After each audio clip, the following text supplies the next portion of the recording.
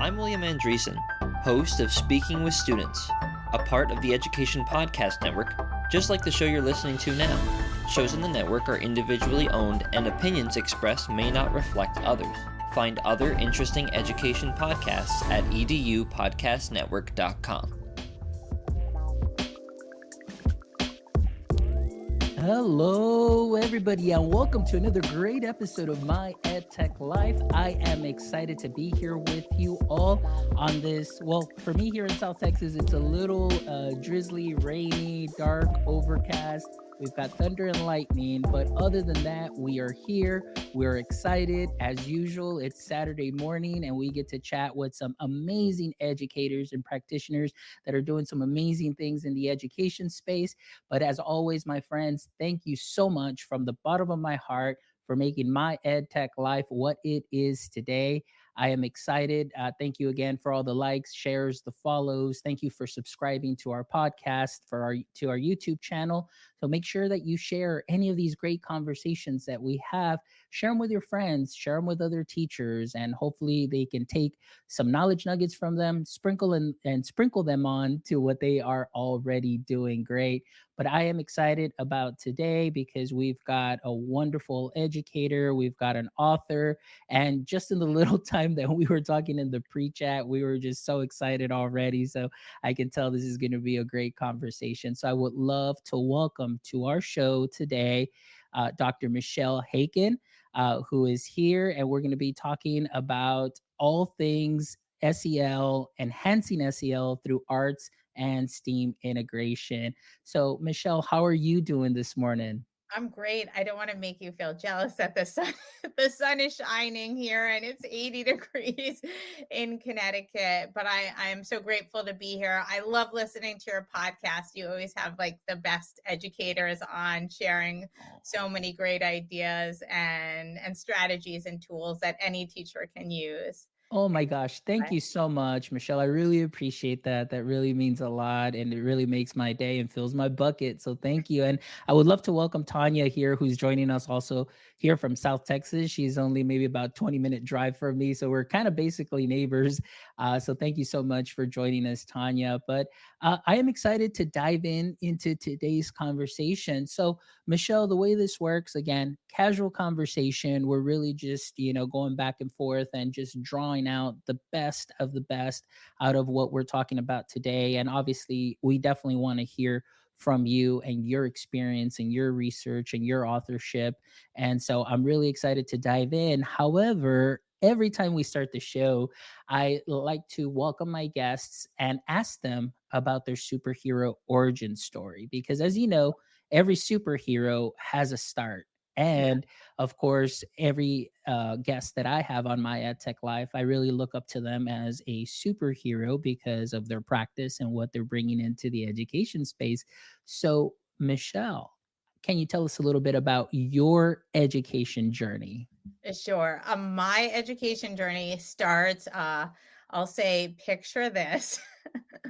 A 8 or 9 year old girl hanging out in her basement with a ping pong table that is folded up because I used it as a chalkboard, and I would have my younger sister sit down and I would play school with her.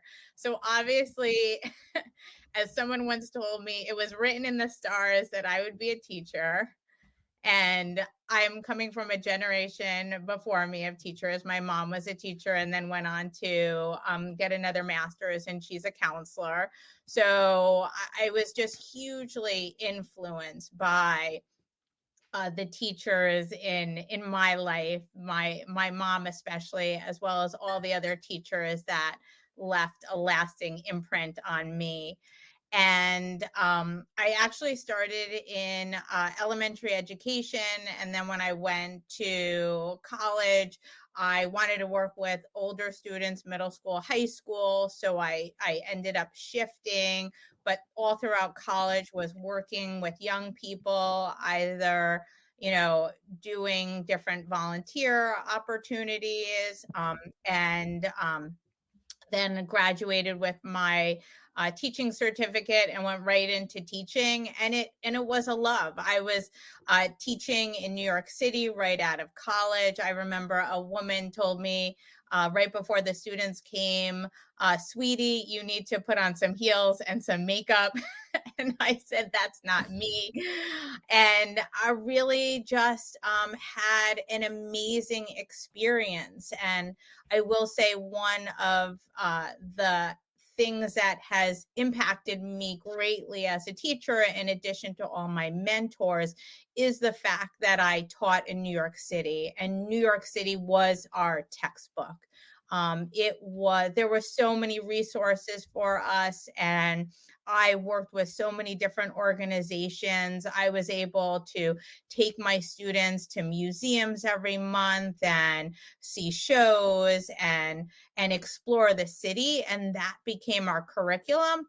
And then that spilled over into the teaching person and teacher life that I have now, where the world and our community is part of our curriculum, and I look to that for inspiration, and then back it up with the theory and the practice as well. Oh my gosh, excellent. I love what you said there at the very end, just really taking into account really how our landscape has changed and really diving into that and learning, not just the way that we learn, but the way that others around us learn and trying to really just take all that in and, make something great out of it. So I'm just really excited. Like I said, I'm pumped about today's conversation because obviously we're talking about the arts and STEAM, which I absolutely love. And of course, we're touching on SEL. So I wanted to ask about your book that is coming out, The Creative SEL. So Mhm. I know that this focuses on integrating design thinking, literacy, STEAM, to drive SEL skills. So I want to ask you, how exactly do these elements work together to enhance that social emotional learning? So I'm an English teacher by, I'll say, trade. So art is so beautifully blended with English. We pair the visual text, whether we're looking at paintings or movies and now podcasts. Um, where students are creating stories and poetry, and then you enhance that with the visual as well. My co-author Mark Gura, he is of the art background, so we've had a friendship for more than 10 years, and he's really been a mentor to me as well. He is somebody who dabbles in art and STEAM a lot. He does a lot of robotics as well. And the more that we are always talking about literacy, I see it as, literacy is those foundational skills of reading, writing, speaking, critical thinking, listening. We need that in all of our subject areas. And then because we live in such a visually and audio saturated digital world, that those are just additional elements to add to that. So when I'm teaching graphic novels. I'm not only like giving my students graphic novels to read about the stories and understand the plot elements. I want them to read the pictures more closely and deeply. And then, something that I did with them this year is I had them create their own like little anatomy of a scene, like the New York Times series, where they deconstruct like what's going on in a passage of the graphic novel. And I've taught them different types of shots. They know what's a close up. They know when to like the use of colors and the psychology of colors. These are all different elements that we're bringing in to create. We also know that art is a great outlet for our students in writing and drawing and creating their own movies. So that's really important. So I see it all encompassing for teaching the whole student. So we're not just content area teachers anymore. We are teachers teaching a whole human being, and need to not compartmentalize our disciplines, but look at it holistically. and how we can work together or collaboratively when we can to really support our students. Oh, I love that. There's so much to unpack there that I really want to hit because, you really, everything that you said just really resonates with me and through my experience that I had the last couple of years in the classroom before I transitioned into this new role. And really, like you mentioned, a couple of things there that I like is kind of just really guiding your students and maybe just going sprinkling it on that little extra excitement, into that lesson. Oftentimes what happens is it's a lot of sit and get, and I understand that many times, and I think in many times that we say we understand it, we're not really doing anything about it. But it's, a lot of it is just the curriculum that they're like, I got to be here at this time and I got to finish this by this time because of state testing. And sometimes, we miss out on a lot of great opportunities that can enrich the learning that has taken place. But also, what I learned too is just how to bundle multiple standards within that particular lesson. So I'm still covering what I need to cover. So I love a lot of that other integration as far as the arts is concerned and video and multiple ways of showing the learning. But one of the things that you mentioned too is just, we talk about that collaboration, communication, and a couple of discussions that I have with one of my friends who's a content specialist is that there isn't enough collaboration or communication discourse going on within classrooms. It's just like, here's a worksheet or here's your Chromebook assignment. You finish it and you're done, but there's no back and forth, sharing ideas, the whys it's this way. What did you learn about this? Or I didn't understand that, but let's talk about this together. And that I think there would be it's just so great if we can integrate that a little bit more with those communication skills. So that's number 2. And number 3 is, yes, like I feel that we're still being very siloed as educators, and we're not finding that connection between. I often use this experience that I had as a former science teacher in the classroom. That my other co-teacher would teach math. So then when we did math and science, they're like, I don't understand this, and I said, "Well, it's math. You're just covering this, but it just looks different because now it's with science words and science word problems." But it was like there was a disconnect. And so students see every subject as its own entity rather than, in a holistic way where all of this is tied together. So in unpacking that a little bit, what are some ways that as educators, we can make, well, actually, for ourselves, be able to see that all subjects can tie together and help students see that as well? Yeah, I mean, and this is a message to the principals and the administrators. I in my middle school, we follow a team model. So my social studies, science, math teacher, the four of us, we all see the same students. And we also are given time, a one common, we have a few common periods, but when we like look at all four of our schedules, there is one common period where we meet weekly to talk about the students that need, like, have academic concerns or support, social emotional concerns, behavior concerns.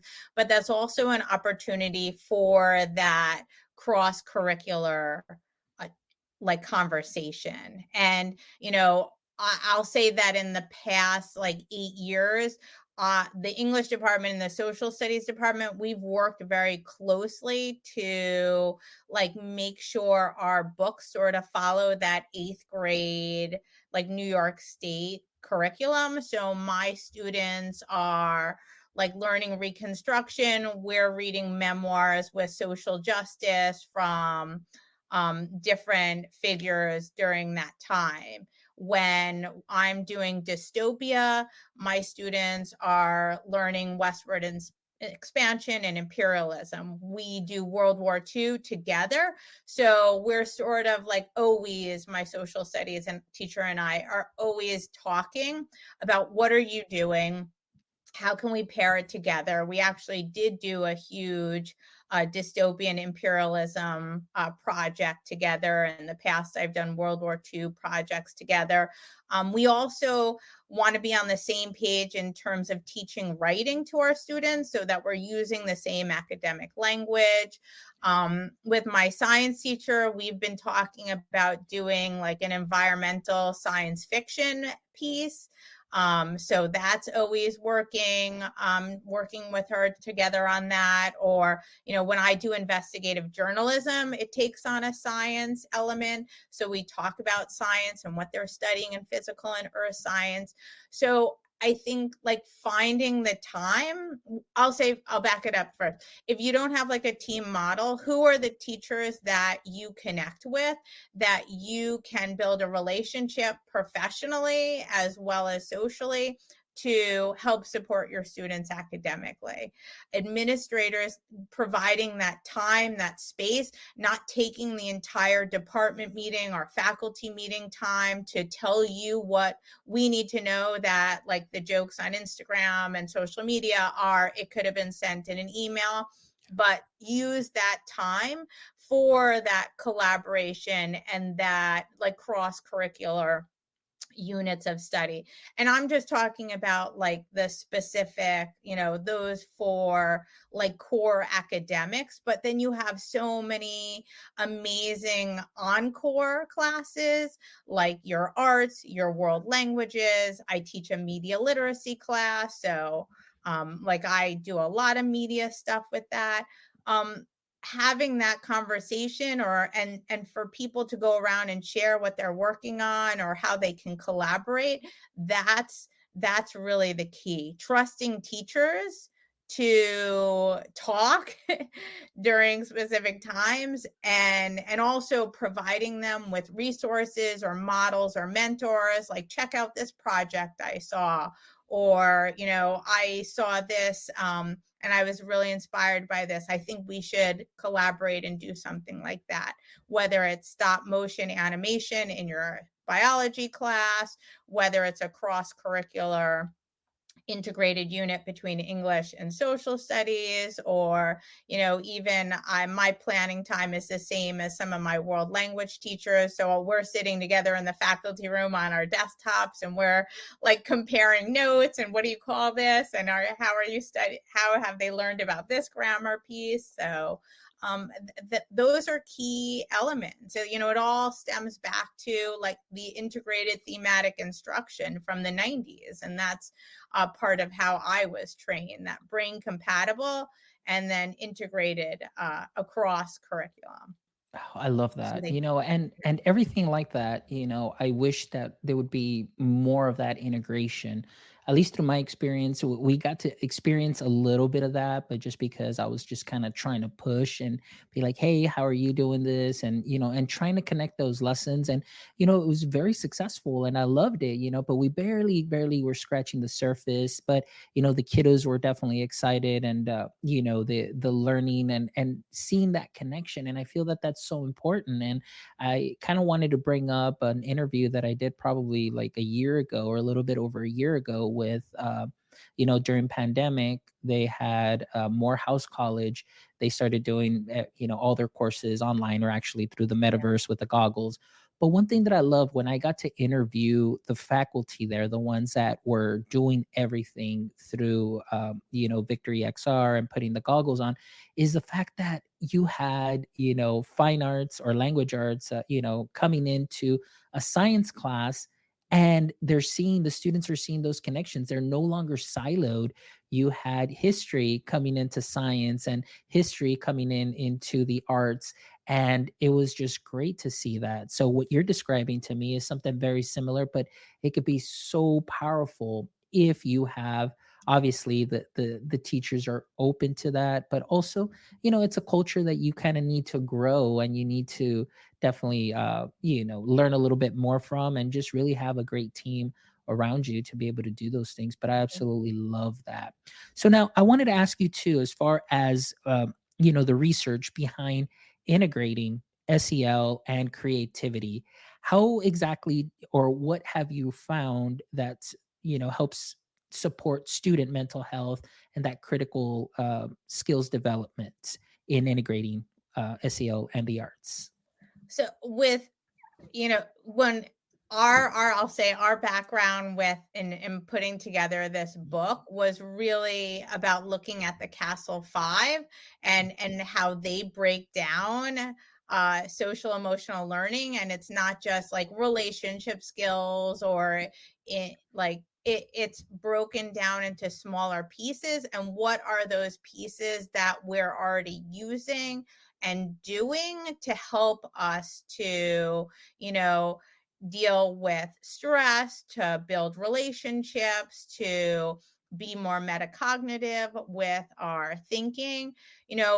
It's not about just like throwing out a project and saying, I want you to create this. Like, that's not, um, that I mean, some people like that and work well with that, but what happens when we back up and we sort of take a more metacognitive process to it, to talk about, what do I need to create this, what is the process that I'm going about in creating this? And then once you have your creation or your prototype, depending on what you are building or creating, stepping back, getting feedback, taking in your own feedback of what works and what doesn't work, and then having that opportunity to edit and revise and then push it out into the world again. When we talk about creativity, yes, we think about like art and movies and podcasts, but creativity can also be sculpture, it's poetry, it's writing, it's storyboarding, it's robotics and coding. Like, all of this is creativity. And I lean into, as much as I lean into the standards, I also lean in for like for our next generation standards. I also lean into the ISTE standards for technology, and that creative communicator one is always at the top of my list. What are my students creating? So, okay, in English, we write an essay, but they're also creating and writing a lot of other different genres and exploring and adding visual elements to it, or maybe movement pieces to it, or photography. These are all elements that we can harness in any of our classrooms. And then it's, like I said before, not just about sending off students and like, here's your choice board, pick a project, do the project, turn it in, but really like stepping back, using some metacognitive and executive functioning thinking to harness that social emotional intelligence as well. I love that. I love that. Exactly what you're saying. That's so important. And, just breaking all of those things down. And right now, what I want to touch on, though, you mentioned the ISTE standards. And that's actually a question that I had for you as well, because I know that the book is coming out soon. And I know it's being published by ISTE. Is that correct? Yes, yes. Okay. Yeah, so I'm excited about that. So I wanted to ask you then, as far as the ISTE standards and of course, the standards of creative communicator, we've got innovative designer, knowledge constructor. How do those align with SEL and how does that contribute to the students' overall development?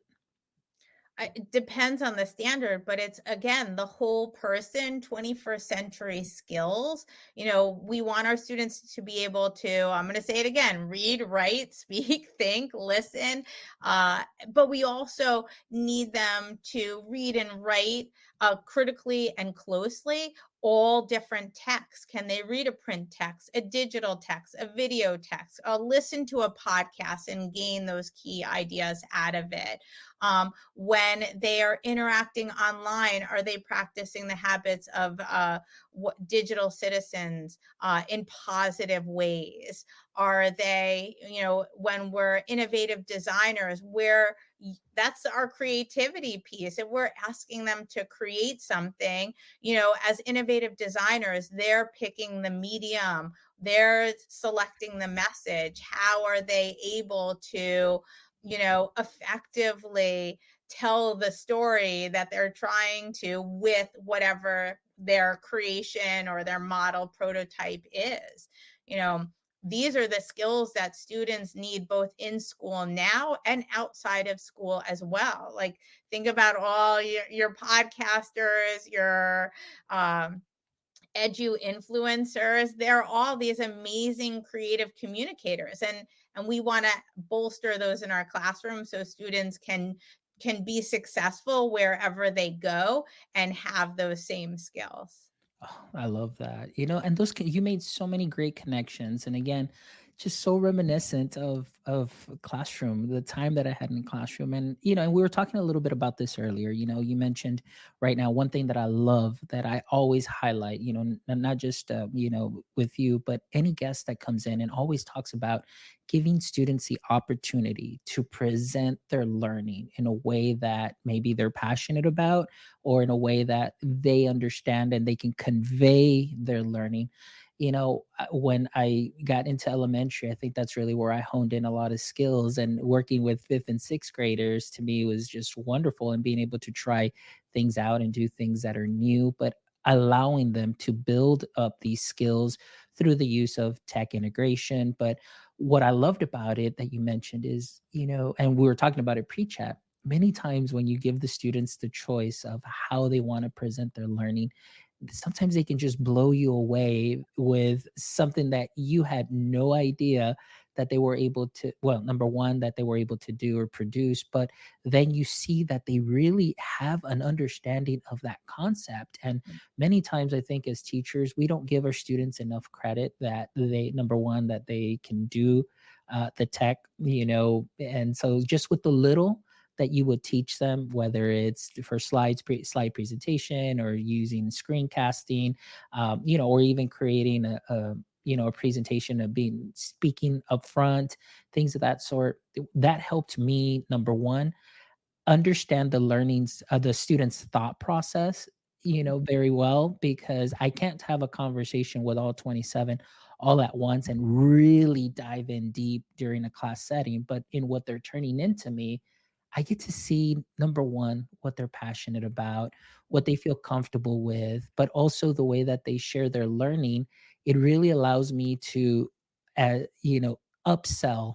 So if there's a misconception, and talking a little bit about my marketing background in the pre-chat, if there's a little misconception, a little tweak that I have to do, what in viewing their learning artifact that they submitted to me, I'm able to just really see where they're coming from and just say, okay, either do a general for the whole class if that's a misconception, but or if it's just for one or two or three students, and we just have a little 5-minute conversation, and then we're good, we're solid, we continue, we do the learning. But what I love is that they build up those skills of, number one, working independently if they choose to, but then working collaboratively, because they had to do a lot of collaboration where it's like, here's four of you, you have to decide who your team captain is, you have to decide who's going to do this, and so on. And those kind of exercises really helped so much that, I got a nice message from a student who is at GIT, Georgia Institute of Technology, and she's like, I want to thank you because in sixth grade you told me to go into technology, that I should, because I'm good at it.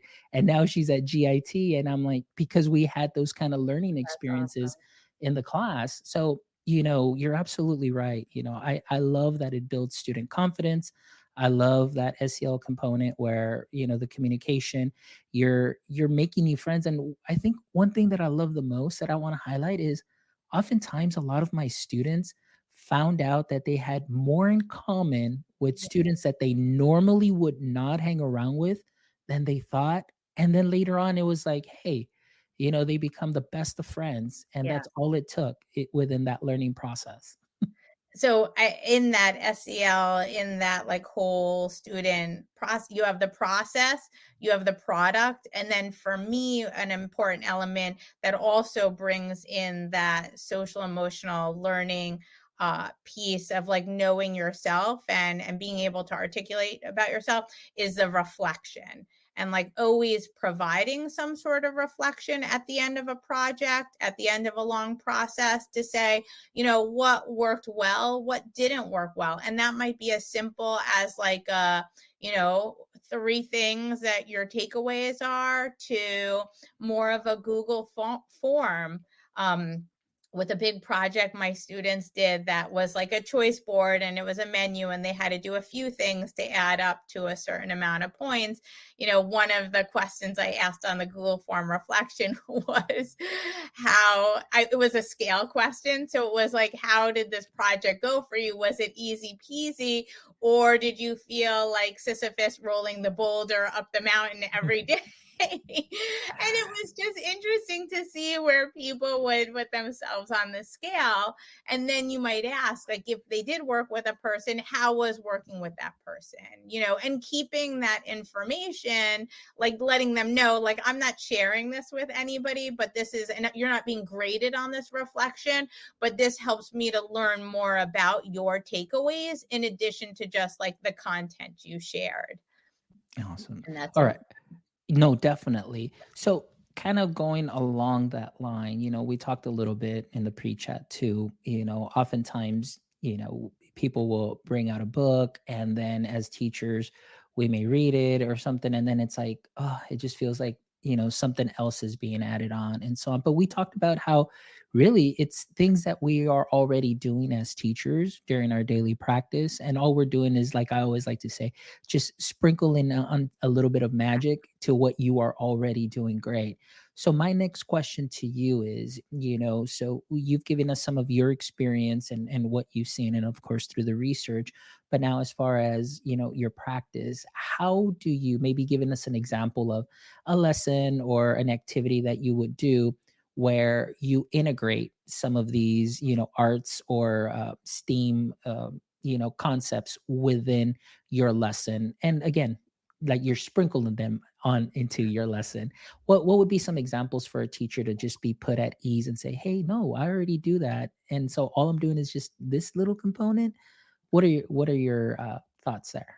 So if it's a collaborative work, if it's working with a group, whether it's a group they chose, or, I know sometimes I'm like, you know what, we're going to pick your people. So really having those conversations about what does good group work look like? What does it sound like?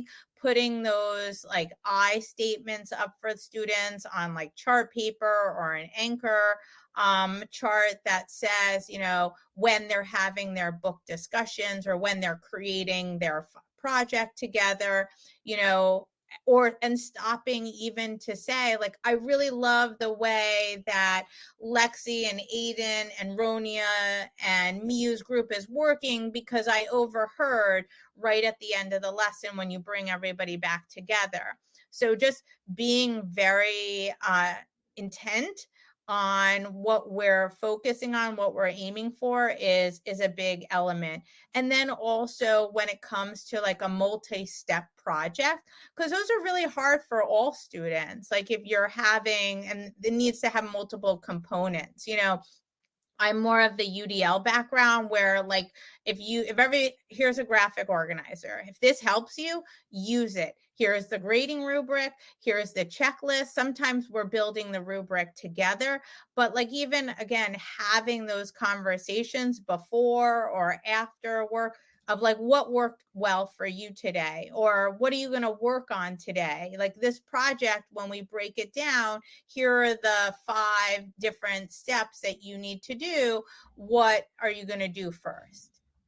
And why are you approaching it that way? And again, that could be a whole class discussion. It could be turn and talk to the people that you're sitting with to help us like talk through these moves that we're making. Because as we said earlier, a lot of times we're just doing it, and but we're not like stopping to think and be like, oh, wow, that's really what we're talking about here. Or like providing that reflection and asking.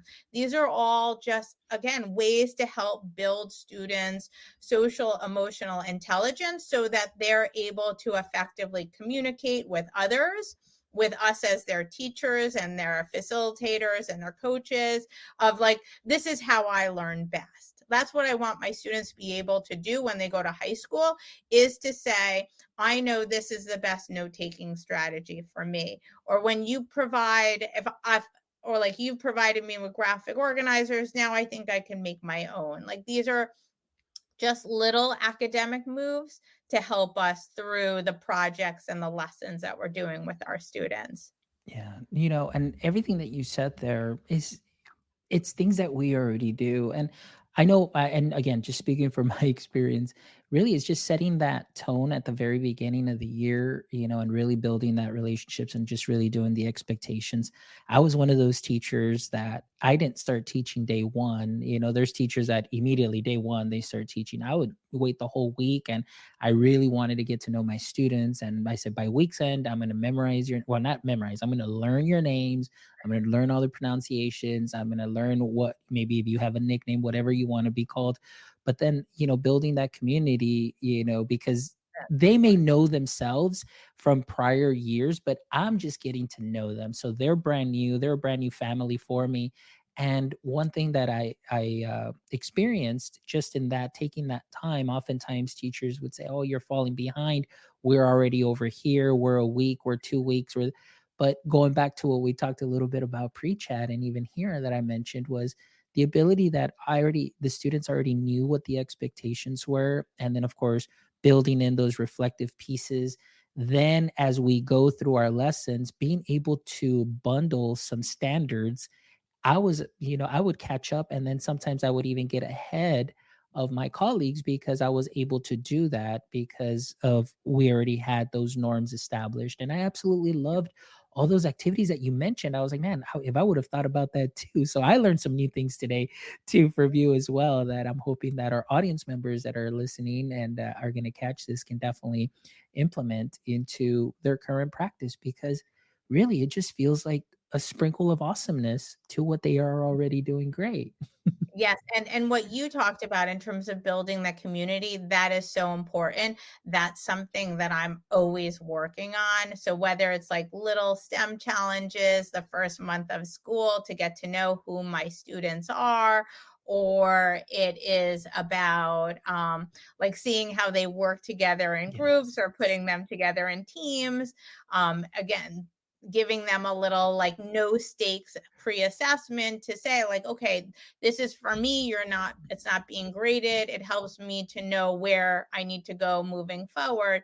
Like those little things are so important because then you do have that community, you do have the trust with your students.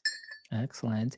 All right. Well, I mean, Michelle, this has been just an amazing conversation. I really appreciate you being here, just your enthusiasm and the knowledge that you shared. But before we go, I want to know a little bit more about your book. So tell us when it is that we can actually get our hands on your book. And so when it will it be released and where can we find it? So give us some details on that.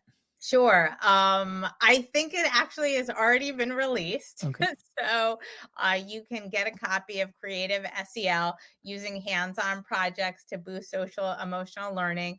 You could get a copy on Amazon. You can go to ISTE.org and through their bookstore is another way. You can connect with me on social media at Teaching Factor. And I have a link on my blog as well. I think I do. Yes. And but anywhere where their books are sold online or in person, you can get your copy today. And it's, Mark and I put this together, and it's a lot of activities that we do and we thought about to inspire our students. But the other thing about it is that we also asked a lot of our colleagues who are artists and teachers to help them to also add projects and ideas. So there is a total of 32 projects throughout the book. And we talk about, yes, in the beginning parts, we give a little more of the theory and the practice behind what we're doing and how we approach this, especially after COVID. And then we connect it with the standards. We provide follow up and more technology like enhancements. So whether you want to do low tech or high tech, that's really up to you. We give you a lot of adaptations with each of the projects that we share. Absolutely. No, and I love that. And this is great. So let me go ahead and put this on the screen again. Here we go.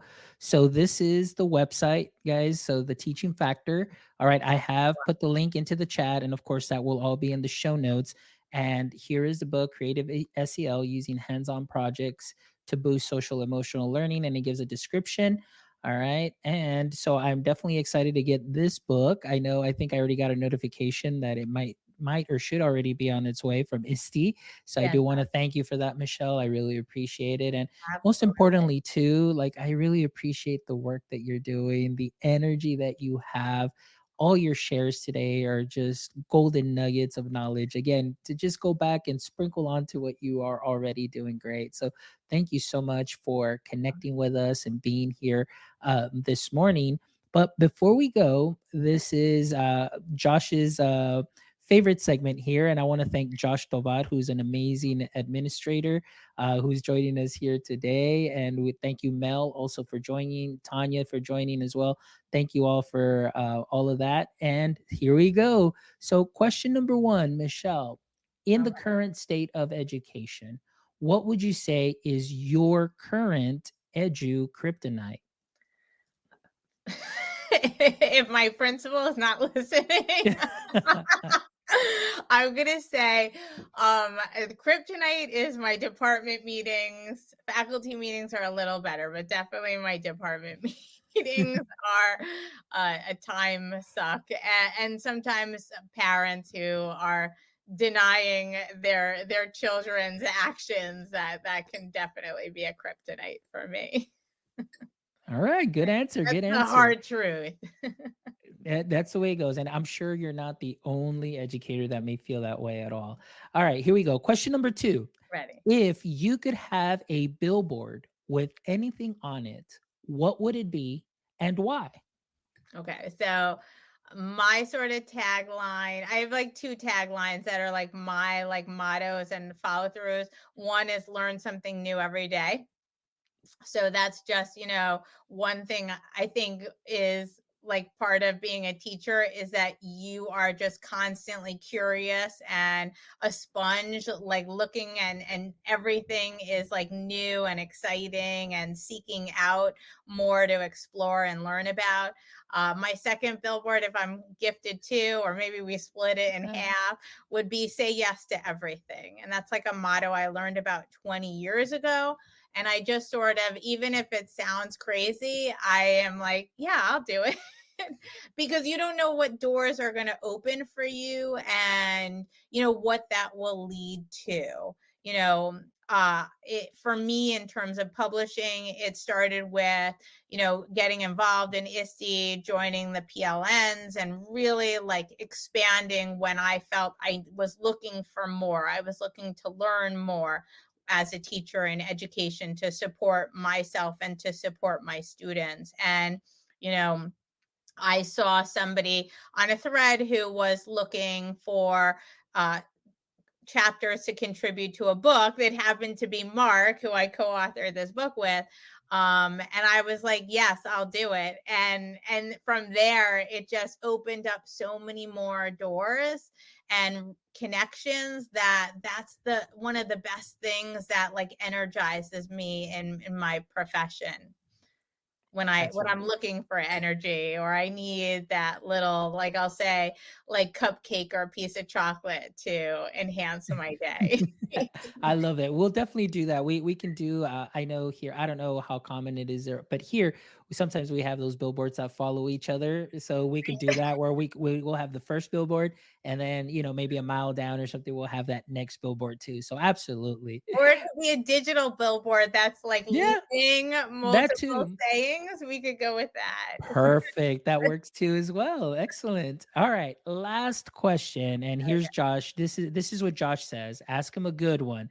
So this is the question that I haven't asked in a while for, in a couple of shows, but I'm gonna go back to it today just because Josh asked for it. And so this is the last question I normally end with. And I say, okay, if this was the Michelle Haken podcast and I was your guest, what might be one question you'd like to ask me? Oh, stemming from our whole pre-chat about like marketing, I would want to know what are your top three marketing strategies for successful classroom content? Ooh, okay, excellent. So yes, absolutely. Going from marketing into the classroom without any classroom experience and going through alternative certification. So yes, okay. Number 1 is always going to be know your customer. So you have to, and that's why, like I mentioned, usually I never started instruction even the first week because I needed to know who my students were. And the reason I needed to know who my students were is just because I needed to know what their likes are, dislikes are, and of course, the groups that they hang around with, what are their favorite activities, and so on, because that gave me an idea of how they were personally, what state they were in as far as when they would come in. And then I had something to ask about and to just build that rapport with them. So if they were having a bad day, I knew what it is that they liked, they didn't like, and then we can go ahead and just talk about those things, just get them set up for the day. So that's number 1, knowing your customer. Number 2 also is learning how to upsell to your customer. So in this case, I was teaching algebra. And as we know, not everybody learns algebra or not everybody learns in the exact same way.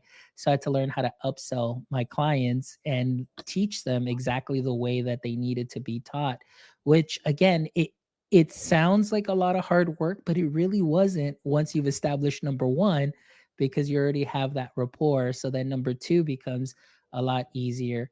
And then number 3, it's just really building lifelong partnerships or relationships. So those are my top 3. As I mentioned, during the show, this particular student that I taught about 7 years ago, she's now at GIT and she's doing data science and a data science analyst. And she reached out and said, "This is because you inspired me to go into tech." And so it just, to me, those would be those top 3 things. And one thing That's that I amazing. will throw out there in recommending any teacher prep programs is have a marketing course for your Mhm. teachers, because that can definitely help when they get into the classroom. So true. So So true. yeah. So yeah. So there you go. So he's like, "Oh, you changed it on me, funds. I don't do good with change, bro." There you go. Yeah. So, but yeah, that's the question that I wanted to ask. But Michelle, it's just been an honor and a pleasure to have you. Thank you Same. again for this amazing conversation, very inspirational. And, I want to thank also our audience members, like Josh was here, Mel was here. Thank you guys. Tanya, also, thank you guys for the birthday wishes. I really appreciate you. So, Happy Michelle, just in case you birthday. didn't know, thank you. Yes. So, you were on my birthday show. So, this is great. So I'm just Woo! excited because I couldn't think of a better way, number 1, to start my birthday than when I meet with an amazing conversation with a wonderful, energetic, passionate educator like yourself, talking about stuff that we love and just bringing it out to the education space. So thank you, Michelle, for making this Thank day you. already wonderful. So I appreciate you. And for all our audience members as well, thank you so much, as always, for making my EdTech life what it is today. Please make sure that you visit our website at myedtech.life, myedtech.life, where you can check out this amazing episode and the other 202 amazing episodes with wonderful educators and creators that you can go ahead and take some knowledge nuggets from, sprinkle them on to what you are already doing great. We really appreciate you. Please make sure that you give us that thumbs up. You subscribe to all our social media. Follow us on all social media at My EdTech Life. And of course, make sure that you continue to share this podcast with all of your educator friends. So, as well, we can be connected and just continue to bring wonderful conversations to our educators out here in the education landscape to keep them inspired, giving them some, just some other tools that they can add to their tool belt. So, thank you as always. And if you want to contribute to our mission of connecting educators and creators one show at a time, please visit our store. There on our website. You can check out some merch. We've got some great caps, shirts. anything that you can think of is probably there. So now that we're getting ready for conference season, you've got a nice shirt or a nice cap that you can have. And of course, all of that goes back into our show so we can bring you some amazing conversations. So thank you, as always, for all of your support. And my friends, don't forget, as always, until next time, stay techie.